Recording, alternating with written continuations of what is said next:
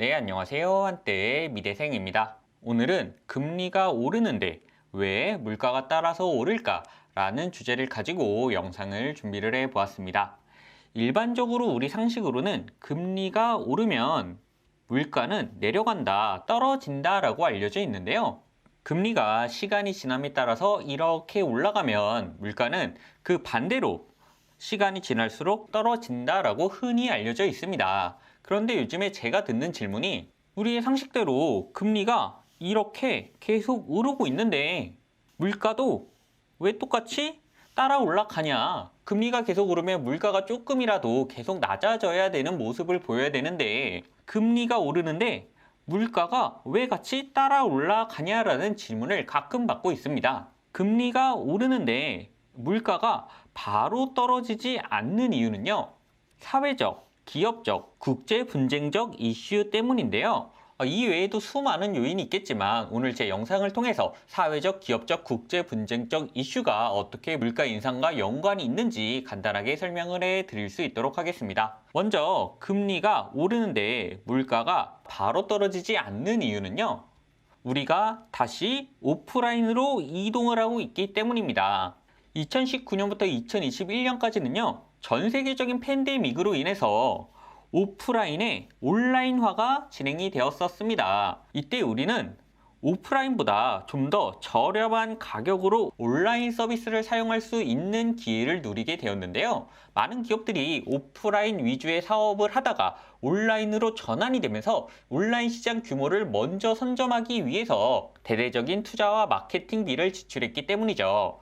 이 때문에 임시적인 가격 혜택으로 전체 물가가 하락하는 모습을 2019년부터 2021년 팬데믹 기간 동안 관찰할 수가 있었는데요. 그런데 다시 2022년이 되니까 오프라인으로 이동을 하더라. 사람들이 일시적으로 줄였던 오프라인 소비를 증가시키더라. 그래서 오프라인 활동에 기반한 모든 물가들이 큰 폭으로 상승하는 모습을 보여준다라고 설명을 해 드릴 수가 있습니다.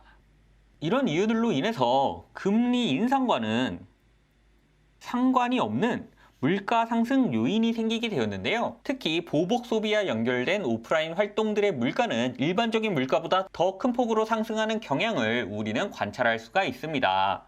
두 번째로 금리가 오르는데 물가가 바로 떨어지지 않는 이유로는요.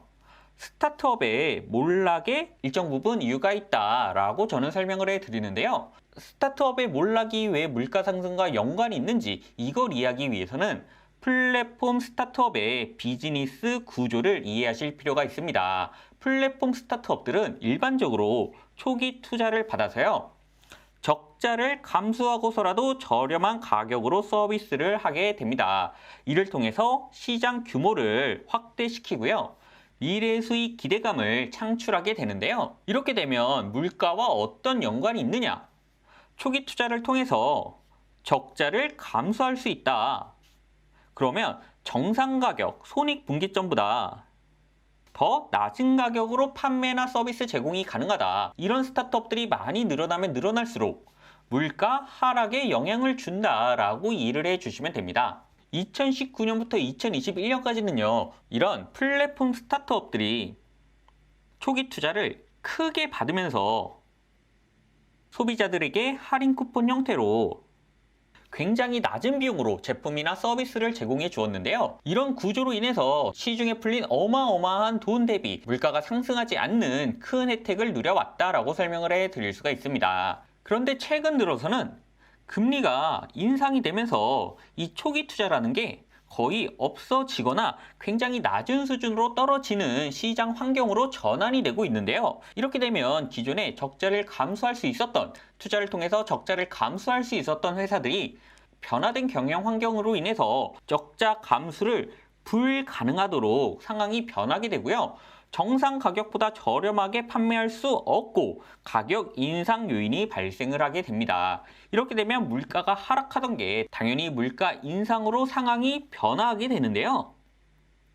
금리 인상이 초기 투자 감소와 이어지고 더 많은 기업들이 적절한 흑자를 유지해야 된다. 적절한 흑자를 유지하기 위해서는 제품의 가격이나 서비스 가격을 인상할 수밖에 없고 그를 통해서 물가 인상과 연결이 되고 있다라고 말씀을 해드릴 수가 있습니다. 금리가 올라가는데 왜 물가가 상승하냐? 이건 금리 인상으로 인한 투자가 축소되고 있다. 특히 스타트업 분야에 있어서 적자를 감수할 수 없게 되면서 소비자 물가 상승으로 이어지고 있다라고 말씀을 해드릴 수가 있습니다. 마지막으로 금리가 오르는데 물가가 떨어지지 않는 이유는요. 에너지 공급 축소에 있다라고 저는 말씀을 드리는데요. 이 에너지 공급 축소가 왜 물가 상승과 연관이 있는지는 가격이라는 것을 먼저 이해를 해 주셔야 됩니다.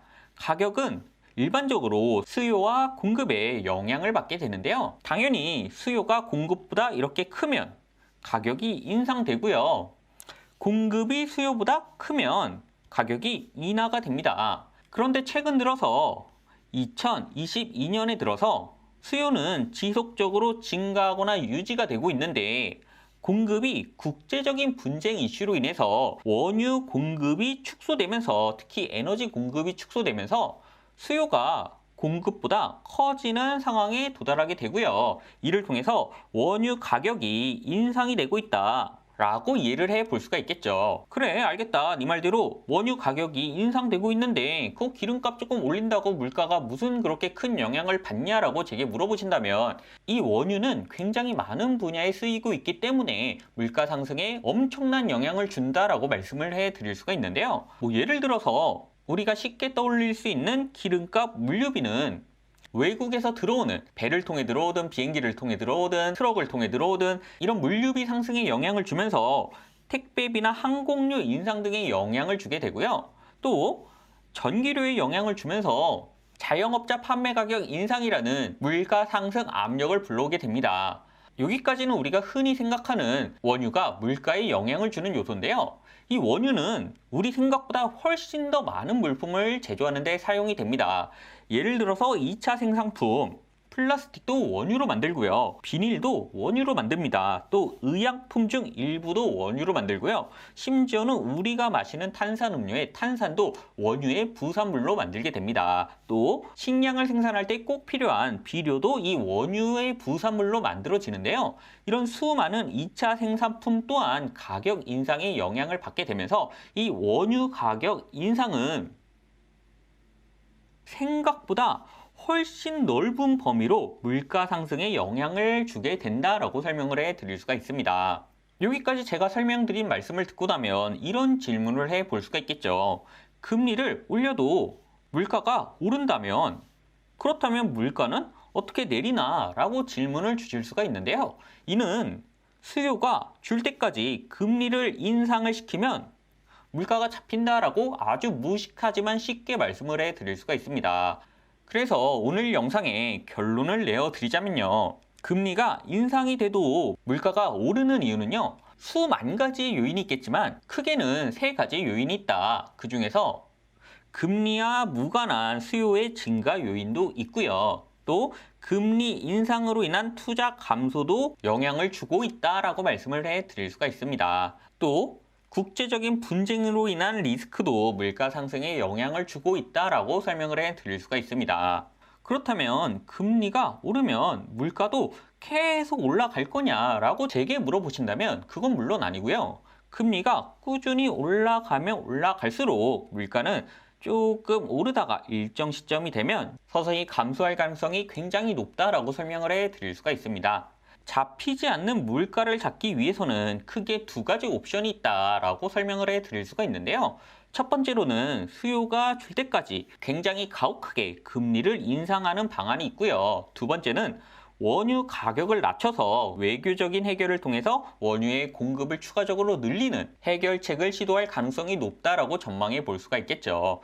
그 전까지는 당연히 금리 인상이 이어질 가능성이 높다. 그래서 우리 개개인이 스스로 이런 금리 인상에 대해서 대비할 필요가 있다라고 정리를 해 드릴 수가 있겠네요. 오늘 제 영상이 금리가 인상되는데 물가가 왜 계속 오르는지 이 점을 이해하는 데 조금이나마 도움이 되어 드렸으면 좋겠고요. 저는 다음에 조금 더 유용한 콘텐츠로 찾아뵐 수 있도록 하겠습니다. 감사합니다. 저는 한때 미대생이었습니다.